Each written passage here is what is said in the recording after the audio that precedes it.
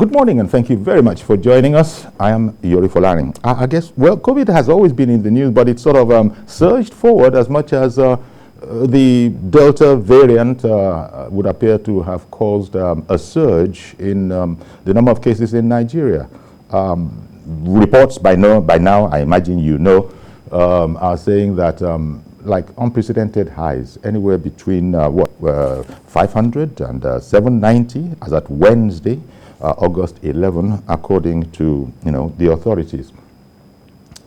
Well, so that's what we'll talk about today, and we have experts saying that our government is saying that first of all there will be no lockdown. That has been ruled out. Experts nevertheless are blaming government for not enforcing all the protocols. I don't know what you think about that, but let it be said, maybe it's the same wherever you are. It would appear that there has been a tailing off of our efforts to do the needful, keep ourselves and the society safe, by which I mean all the places you used to go to before, all the public places that they used to take your temperature and be very insistent that you're not coming in if you're not masked. There still is some of that, as far as I know, in my little neck of the woods here. You would be a better judge of how it is around you. But there has been a tailing off, such that all that washing of the hands and all of that. But in any case, they even tell us that, yeah, keep up all of those, but the COVID, the Delta variant is in particular, an airborne one. Well, we knew that this was the way it was with COVID in the beginning, but they're saying that this is more so. Matters are not helped by theorists. Let me not just say conspiracy theorists. Matters are not helped by theorists and conspiracy theories, if you want, and the fact that there still is the matter of you cannot be forced to take the vaccine, and a lot of people are exercising that right, much to the worry and concern of scientists. So we'll find out, in Kenya, for example, if you've been following the news, in Kenya they're seeing a definite surge. Same with us here. Now we have admitted a spike, but ruling out anything like a lockdown. Our guests are going to be remote today for the greater part. Dr. Dr. Ahjoku Amadi-Obi. He's a medical doctor, scientist, and founder of Hudibia Telemedicine App. He's based in Ireland, and we have the opportunity to speak with him today. Good morning, Dr. Amadi-Obi. Good morning. Thank you very much for making time for us. Well, now we're hearing, we've heard about it for a while, but the Delta variant seems to have come to the fore. First of all, tell me how it is in your neck of the woods. You're in Ireland, and you probably have a view of what's going on around you in Europe. How bad is it? In Ireland here, there's a very good take-up of the vaccine. Over 70% of those above 20 at least have been vaccinated. So there's a good coverage. There's, of course, the Delta variant that is causing some problems, but the surge is not as high as you would expect in other places because of the high uptake of vaccination. Dr. Madi, maybe, I'm sure, as a medical person yourself, you would have heard all the news and all the scientific facts, even the conspiracy theories that we're hearing about. Maybe just starting with you and what you are observing around you. There are those who are actually saying that we might have got it wrong. Maybe I should just start with the theorists, that we might have got it wrong and that we're overreacting, and that in Africa it's a different kettle of fish altogether, that most of what's been going on in Africa in terms of lockdown and all of that is very much in the nature of a knee-jerk reaction, really, much more than being effective. Give me your views on that line of thinking, that in Africa we're different. And maybe let me just bring it down to Nigeria, that, in Nigeria it's just panic. It's give me your thoughts on those kind of notions. Well, in all fairness, this is a developing situation. It's a pandemic, and it takes years to be able to delineate exactly what is happening and what is not happening. But the problem with Nigeria probably is that the level of testing might not give us a clear vision of what is exactly happening. At the moment, this scientific community is actually a little bit baffled at the level of infection in places like Nigeria. Of course, it's not as high as you would expect, but of course that could be as a result of various factors, probably limited testing, so we don't really know the extent of the disease in Nigeria as we should. But there would be many factors to take into consideration. I think in the coming years, unfortunately, we'll find out exactly why that is. But the consensus probably now is that the level of testing is not as high as it should be. There might be pockets of infection that are not really detected as much as it should be. Let's talk about the Delta variant in particular. COVID, we've always, known about, and people are they have something of an understanding about the Delta variant of COVID. We heard at the beginning that the Delta variant was more virulent. It latches on, so to speak, or people can pick it up a lot more easily than in the past. There's that to it. But then we're also hearing conflicting information from medical people, mostly in the West, in fact, altogether in the West, saying that it's a milder form. This is confusing. It's a milder form, and one doctor was saying that what this might do is that if it infects enough people, then we might begin to approach the whole herd immunity that has been said to be quite important. This can be quite confusing. Perhaps you can help us understand. One, it's a much more virulent one, and then two, some medical people who are not false doctors saying that it's a milder variant. What's that all about? No, it's definitely not a milder variant. In an unvaccinated person, it's a more severe disease. So I think probably where the confusion is that it also infects vaccinated people. But in vaccinated people, the disease is milder. Okay. And they are not hospitalized with it. Okay. But it is definitely a more severe disease if you haven't been vaccinated. So that brings up the whole matter about how safe we are. Take AstraZeneca, the first vaccine that Nigerians had. Now we have the Moderna one.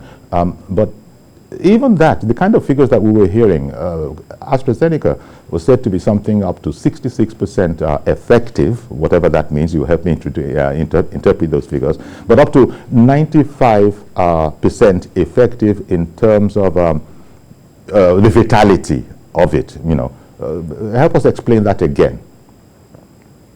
That the 95% is that you have a 95% chance of survival should you even unfortunately be affected. That's for the AstraZeneca one. Yes. Those figures are really a bit technical. I can understand why people will be confused by them. When they say a vaccine is 95% effective, for example, in infection, that means that normally you would say that probably out of 100 people, 95 people will not get the infection. But this is really sorry, sir. What I meant, maybe I didn't express myself accurately. That the 95% is the rate of recovery should you get, COVID.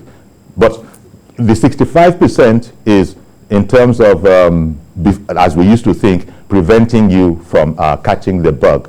65% effective, but 95% sort of assurance that it wouldn't be fatal if you were hospitalized. You have a 95% chance of coming back home. That's the 66 and the 95% idea. Not quite. The effectiveness of the vaccine is the effectiveness is really determining the total number of people that get infected by it. The hospitalization or the severity of the disease is not calculated in those terms. Okay. So as I said, there's so much information out there, I mean, in between the WHO, in between Dr. Fauci in the US, and all sorts of experts, quite frankly, I wouldn't be surprised if they were a bit overwhelmed about it. And on the other hand, as you said, our case in Nigeria is confusing scientists, because the projections are much different from what we actually have on ground. So much so that a lot of our people have a sense of security. I didn't want to add the word false before security, but they have a sense of security that everything is all right. Social life can resume, and the rest of it. Yes, it's very understandable for people to have that type of a perception if this thing is not really fully investigated properly. Here in Ireland, even at the peak of the disease, you can walk around and you see people walking around healthy, so you will assume that everything is okay until they do the studies and they start seeing the incidence of that. So if something is happening, for example, in 1 in 100,000, that means that you could go out and you don't see anybody that is sick. You'll be reassured that things are okay until that one in the 100,000 is a relative of yours and it spreads around you. So this is why those public health officials have to take it more seriously, because this is really a population dynamics issue. At the individual level, it's very difficult to understand the scale of the disease unless you are directly affected by it. It might be a coincidence, but in recent times, a number of, shall we say, high-profile names have actually, unfortunately, come down with the disease, and maybe this has sort of got things moving again in terms of the apprehension. I can understand that the trend might have not differed from what was happening in the past, but because these are highly recognized individuals, and this has been published, it's caused something of a reaction. But 1 second, please, while I bring on Reverend Dominic, who has called in. Good morning, Reverend. Good morning, Reverend.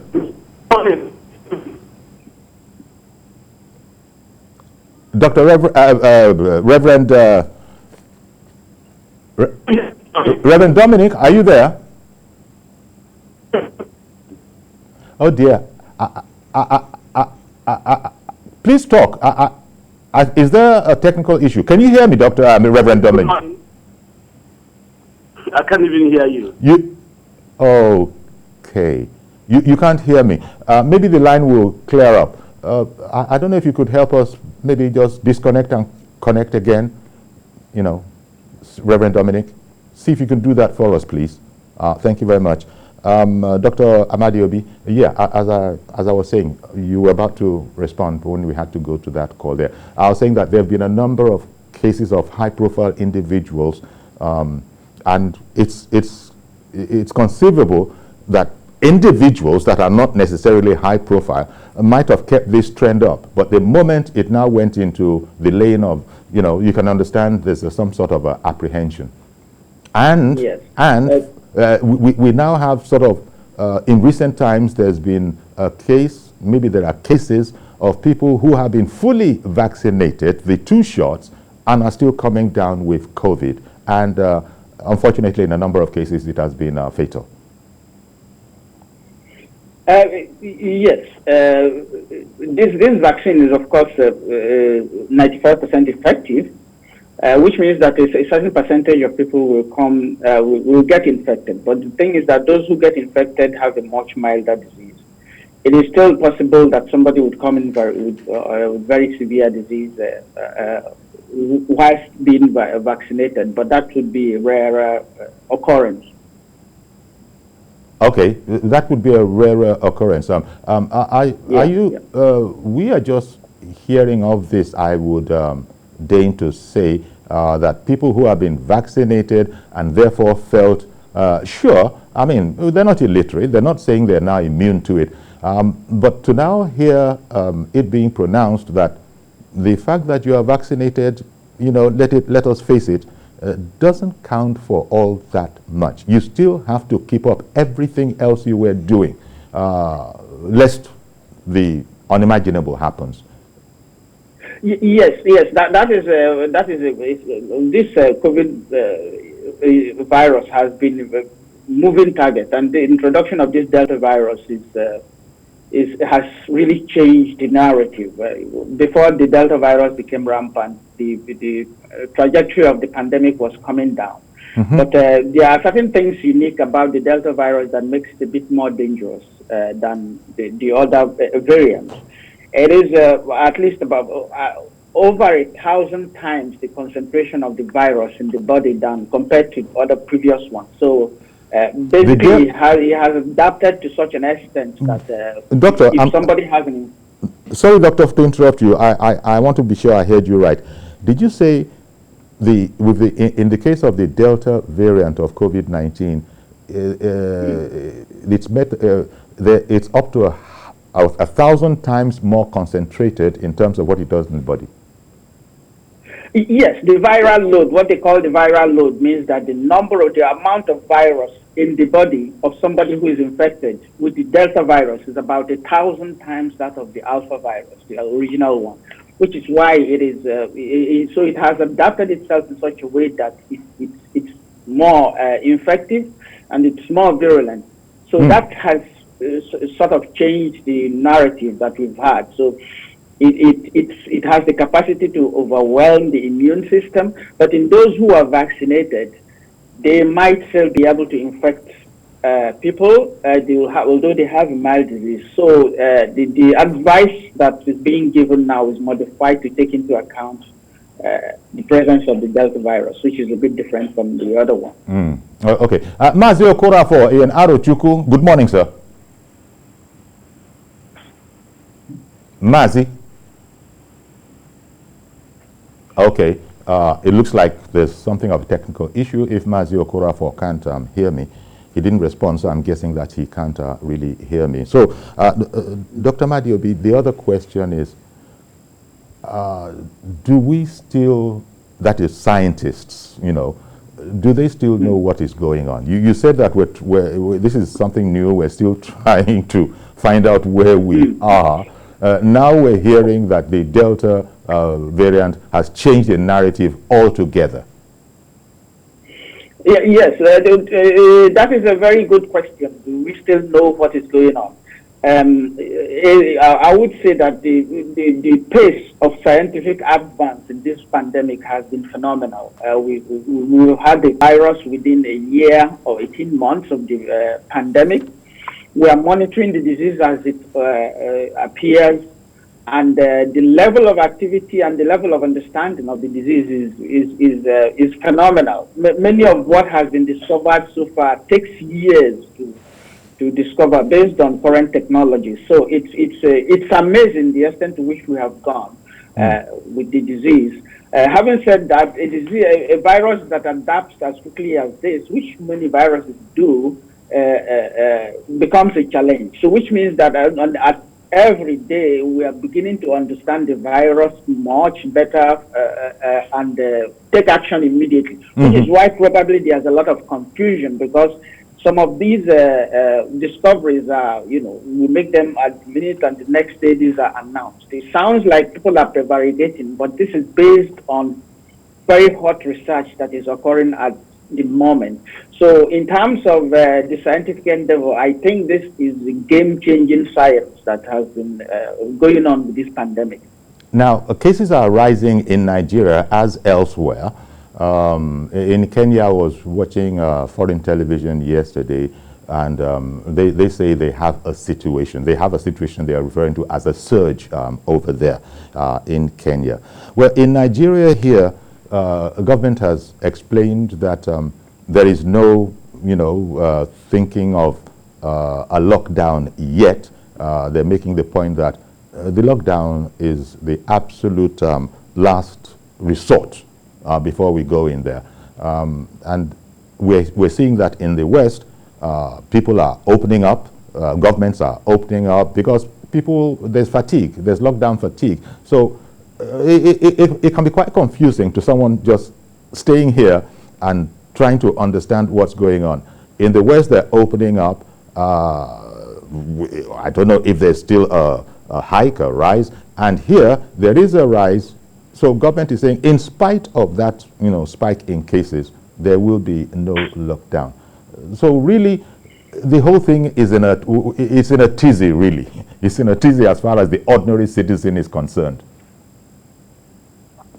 Yes, there are two issues there. The lockdown is a policy issue that you need to consider quite a lot of different things. It's a game of balance. For example, the effect of the lockdown itself might have a higher deleterious effect than the actual virus itself. So this is really a decision that is left to policymakers who take the scientists into consideration and then decide on how damaging it is to the economy and to other issues. So here, for example, in the UK, they've totally opened up their economy. And it's important that the economy gets to be opened up again, because it might, at the end of the day, if you have lockdown and all that, it might affect a lot more. It might have a bigger effect on the society than just the infection itself. So a lot of things have to be juggled to decide on what the lockdown is. Reverend Dominic is back. Good morning, sir. Let's see if the line is better. Good morning. Can you hear me now? Yes, I can hear you now. Okay, you're sounding like a senior, colleague of mine, Reverend Dr. Martin Luther Jr., said many years ago that in a nation where there's tyrants and evil and injustice, men who keep quiet are worse than people who perpetrate it or who do it. What I'm trying to say is this: our government have not done well in testing. Our government have not done well in mass mobilization of people to know that we have a risk in our hands. It's just like a nation at war with another nation, and your soldiers pull back and go on strike, and you keep quiet. What will you use to execute the war? The doctors are still in strike. How do we fight this deadly virus? I learned that Lagos State have opened up their isolation centers and their treatment plants, which means this disease is increasing. But who is on isolation center? Is it a doctor, a nurse, or engineer, or Dominic pastor like me? If we're opening our centers, treatment centers, and the doctors are on strike, how do we fight it? You're the one who is the urgency of government over this. Let me say this. Last time we talked about it, Dr. Mboyo told me that, or told us that many people are not willing to do the test. There's thousands and thousands, if not in millions, people who want to do the test. There are also thousands and thousands, if not in millions, people who don't want to do the test. Can't the government make us, some of us who want to do the test, who want you to take vaccine, to take it? It is too costly. It is too costly. There are many people, let me tell you, Yore, a few weeks ago, CNN chased away some staff who refused to be vaccinated, which means whether in the Western world or in the black world, as we call it, there are people who is willing, there are people who are not willing. So if you want to work in CNN, go and vaccinate it. This one of them said no. There's hesitance everywhere. But Nigerian government are not making it as compulsory. People who want to do testing, 56,000 Yori, some 70,000 naira for testing, who have it? But if you make it cheaper, some of us who are willing will go. People who are not willing will not. Listen to me, Yori. Life is a choice. Somebody choose how to die. Either you want to die of this disease or you want to protect it. But people who want to live, government must make a provision for them to live. They're not making that provision. Thank you. Thank you very much, Reverend Dominic. Yeah, Dr. Amadi-Obi, there is this issue of, the cost. We can hardly afford. In fact, that's one of the big reasons I imagine government talking about the economy opening up, and we need that.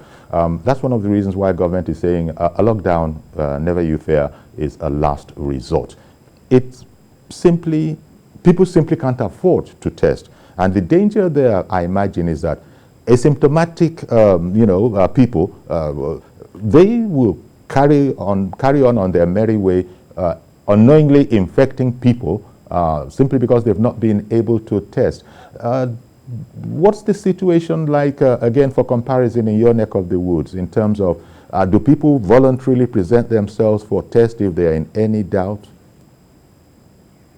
Oh yes, the tests here are free. It's a totally different ballgame. If you want to get the test, you just go and get the test done. It is free. You just can get an appointment.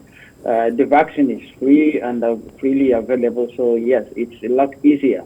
It is also understandable in Nigeria. The funds are not there, both for the government and for the masses. So it's really difficult to juggle all these together and be able to create an environment where those who need the test will be tested. So it is a very challenging environment to be able to handle a thing like pandemic. And you did mention earlier that one of the gray areas is knowing exactly the extent to which we are able to test, and that impacting the figures that we are declaring. In the meanwhile, Chidi in Kafanchan, good morning, sir. Good morning, Uncle Yori. Thank you for calling in. Good morning also to your guest. Okay, Dr. Amadi-Obi. Yes. Good morning. In fact, the truth concerning the situation that we found ourselves in at the moment, so many of us are actually asymptomatic as far as this very pandemic is concerned. You think so? Yes. Yes, okay. We are, so many of us are very, very asymptomatic. That's just the simple truth. And just how would we know that for sure? I beg your pardon, Chidi. Is this just a guess on your part? I mean, they have told us that asymptomatic cases exist, but to then go from there to say so many of us in Nigeria are asymptomatic, where did you get that conclusion from?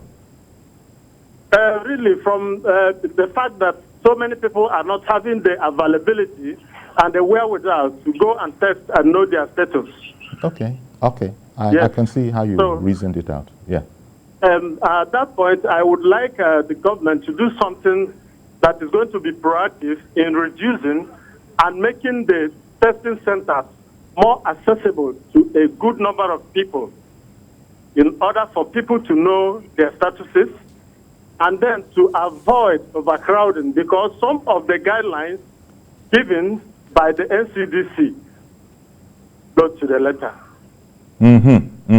Yeah.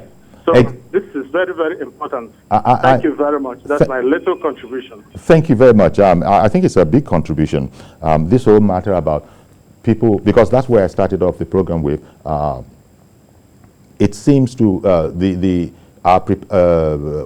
extent to which we comply, follow the protocols that have been recommended, seems to have tailed off a bit. As I was saying, maybe in your area you would have noticed the same, but in Lagos, southwest of Nigeria, where we're broadcasting from, we see that a lot.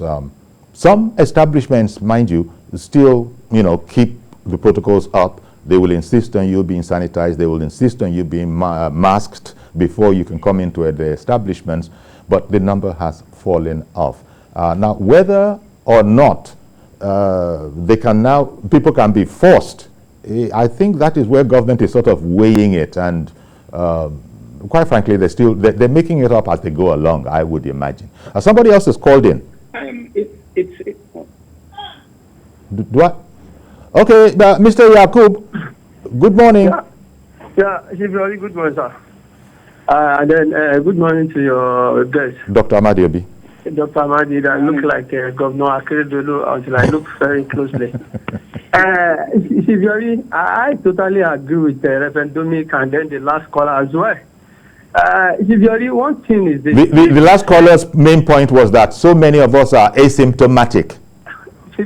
I tell you that is the truth. That is the truth, nothing but the truth. If you send your reporter out to go and do the survey, where you will get to know is that if they did the survey, how much malaria drug have been sold in this country in the last 2-3 months, you will know that the selling of malaria drugs is so high because some people get this, but they thought it was just ordinary malaria.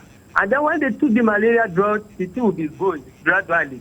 And then all because they didn't go for the test, they were taught that it's just ordinary malaria. Are you getting it now? Because if you send your reporter out, you will get what I'm trying to say. Yep. The rate of malaria drug in this country, the way the malaria drug is moving, it is alarming. That is number one. Number two, I'm not blaming Nigerian government. Why? Because they are just doing whatever they like.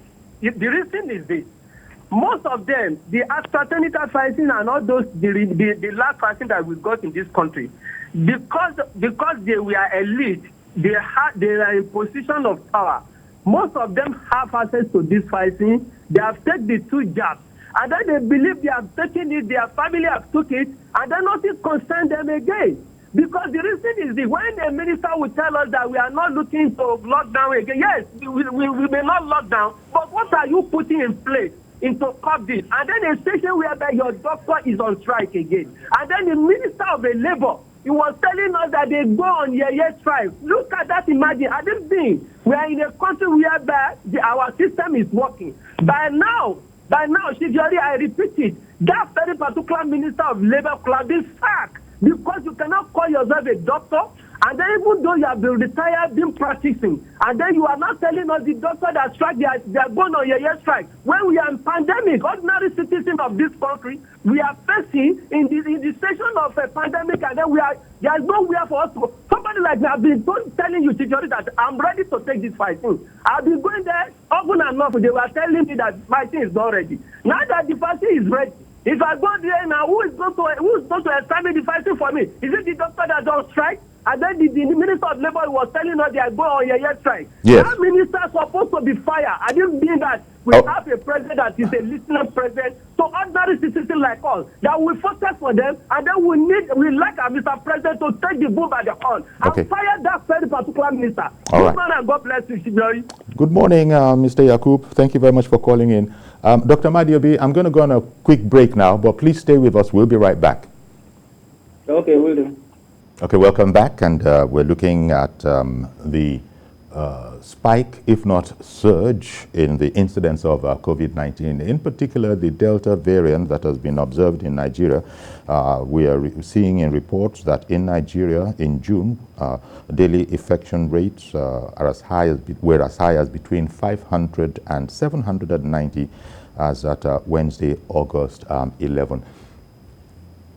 People have called in, in particular Mr. Yakub, when he was very angry at, shall we call it the bedside manner of medical doctor Chris Ngige, who is the Minister of Labor, because people feel he has been flippant, and the bedside manner of doctors is tremendously important.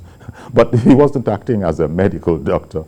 He was a Minister of Labor. But nevertheless, I took on board what Mr. Yakub was saying, that he had treated, Mr. Yakub feels that he had treated people with disdain who are very, very concerned about this.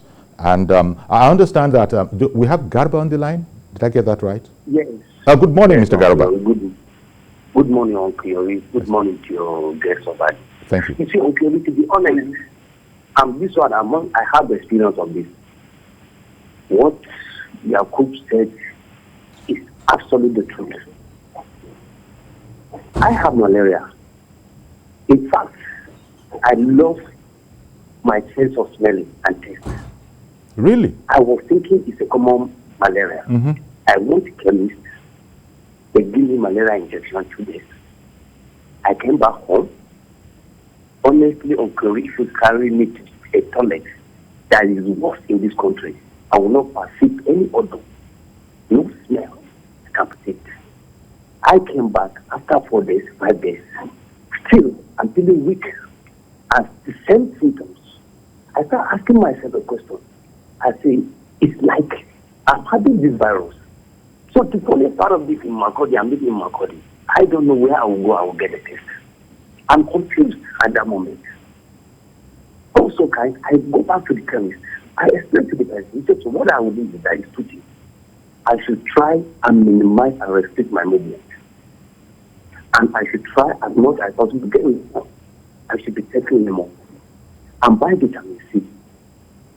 And get my face mask. He advised me like that. And I try and adhere to that. In the morning, I will go for jogging. In the evening, I will jog. Within 1 week, I get it over it. So now, what is going on with that? I believe that if the government will be honest to themselves and to Nigerians, honestly, they have to bring testing equipment to the lowest community in society. Mm-hmm. If not, we will not get over it. To be sincere. So a lot of Nigerians are having this virus. They are asymptomatic, as someone said, and they are not going for a test. They will think that it's common cold and malaria, whereas it's not. If you are vulnerable, you have either diabetes or any illness, even if it get you down. I'm so lucky I don't have any of the above. I lived out what spend my life. If not, I know what I take. I'm telling you, I will carry it, I will even test it, put it on my nose. I will not feel it, no matter how strong the people is. Okay. But I will not feel the test. All right. That's why it's crazy. So I'm urging on the government. This is the call that I'm calling the government to carry out tests in a remote area, any community that they feel like they can do, so that we will not be labeled of the spread of this virus. Have a nice day, Lagos. Thank you very much for calling in.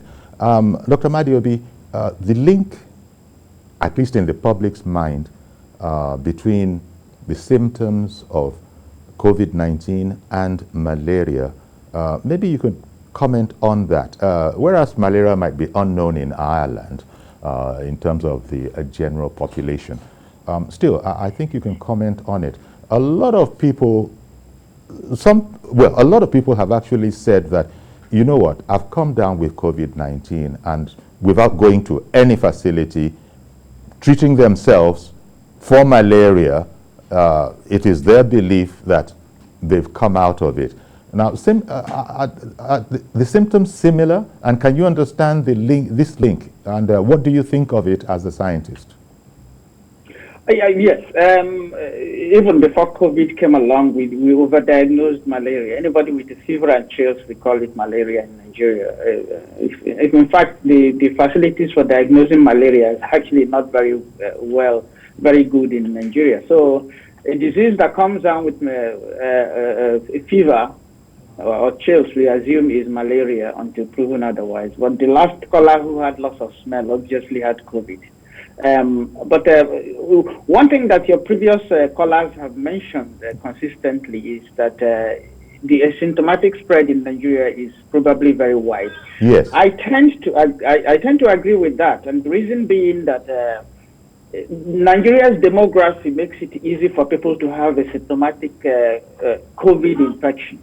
We have a very young population. Up to 90% of Nigeria's population is less than 50. In fact, I think it's something like 75% is less than 25. So we have a very young population that will be prone to very mild disease. So I would assume that, yes, it's very likely that a lot of people would have had asymptomatic infections. Now, with regard to malaria, yes. Also, one of your previous callers pointed out something that is very interesting, that there has been a huge increase in the use of malaria drugs. It'd be interesting if somebody did a study on how, compared to before COVID, how much increase in the use of malaria, anti-malarials we have. That will probably give us a better idea of the extent of spread of COVID than the extent of testing that we are getting now. Another thing is also loss of sense of smell. That is very wide in Nigeria now. I've had so many people have that, and that, by definition, is most likely as a result of COVID. So yes, I think the confusion between malaria and COVID is something that we need to explore and try to be able to figure out what is what. But yes, I'm inclined to believe that there has been extensive spread of asymptomatic infection in Nigeria.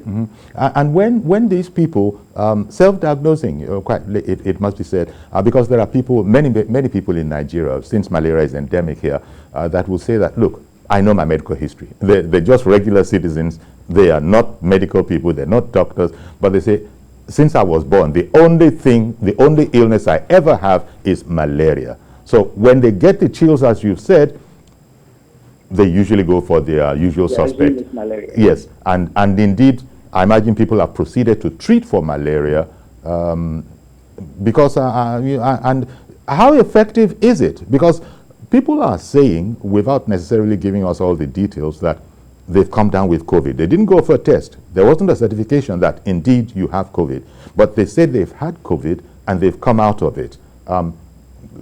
How effective are malaria drugs for what is going on now? Malaria drugs haven't been proven to be effective in the treatment of COVID. I think the biggest one that made a lot of Noise risk last year was chloroquine. No, none of them has been proven to have an effect.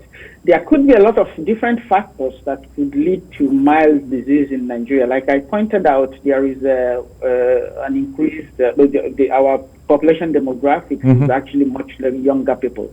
But there is something that is,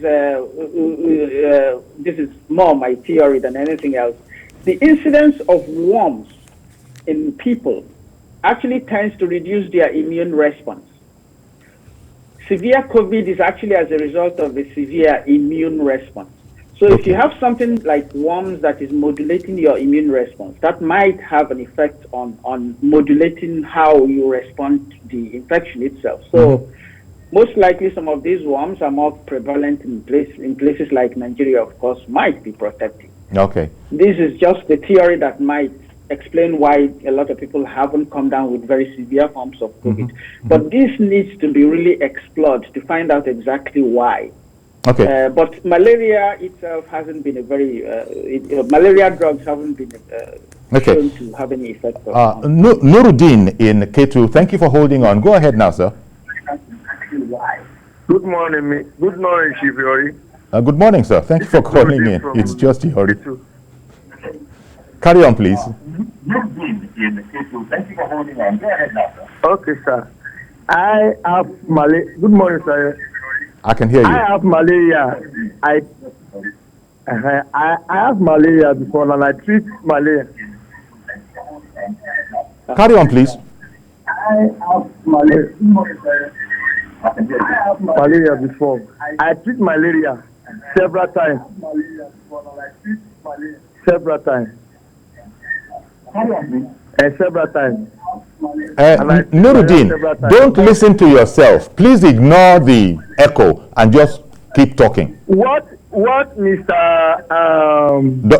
Okay.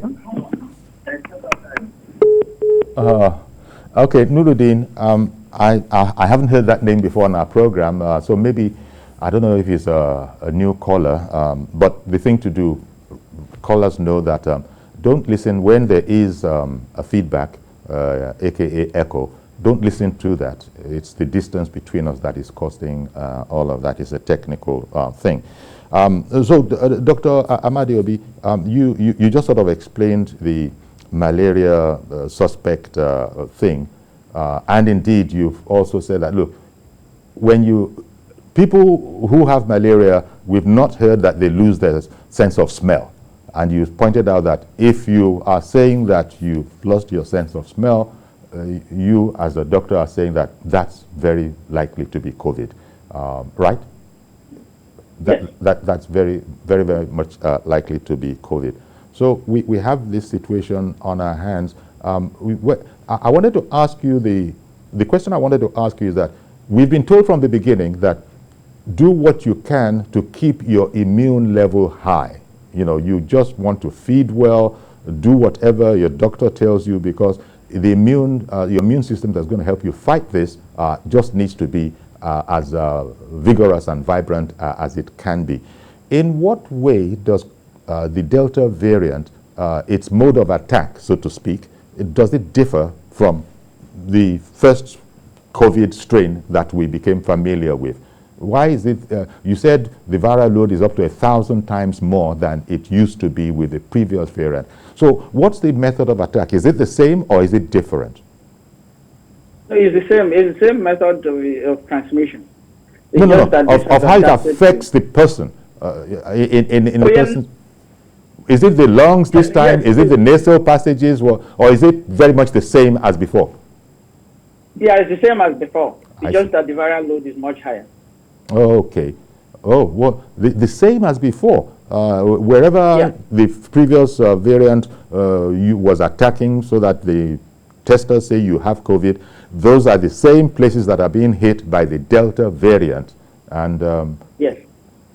But 1,000 times more higher than in the previous variant. Now, that's scary. That's scary. Yes. That really is a worry. And is the method of treatment the same, or because of this variant, have they come up with new ways to deal with this? No, the method of treatment is the same. The treatment for COVID, actually, for a majority of people, is actually more of isolation and try to control the fever. When you start considering actual treatment is when there is evidence that there's a vigorous immune response. So when the person's breathing is affected, that is as a result, you see that, the thing that they put on your fingers, the oxygen saturation is dropping below a certain level. That is when you need to treat the person. And the treatment is essentially to try and reduce the immune response. So you give the person things like steroids or antibodies to modulate that. And when it becomes severe and the respiratory system is overwhelmed, you might need to start considering some ventilation, assisted breathing. But those are in most cases of COVID, even with people with Delta virus, the treatment is the same. In the early stages, you do not need to be in a hospital if your breathing is okay. But in the later stages, if your breathing is affected, you need to be treated aggressively with things like steroids and assisted ventilation, things like that. Well, it's still the same with the Alpha variant here. I want to thank you very much, Dr. Ahjoku Amadi-Obi in Ireland, reaching us from Ireland. He's a medical doctor, scientist, and founder of Hudibia Telemedicine App. Thank you very much, Doctor, for coming on our show. Thank you. So there we have it. The government has said to us that there is not going to be any lockdown at this stage. It's the absolutely last resort, and government has determined that it is not necessary. So I suppose it's really up to us to do all that we can in the meantime to whether or not establishments, are particular about all the protocols. I suppose it's up to us to do all that we can to keep ourselves safe. Thank you very much to all the viewers who called in and to narrate their experiences as well. Do your best to be safe. I suppose you have to do all that you can if you can't avoid, meetings and gatherings, then you have to make sure that you are safe in those conditions. That's our program today. Join us on Monday for a fresh edition. I am Yori Folari. Bye-bye for now.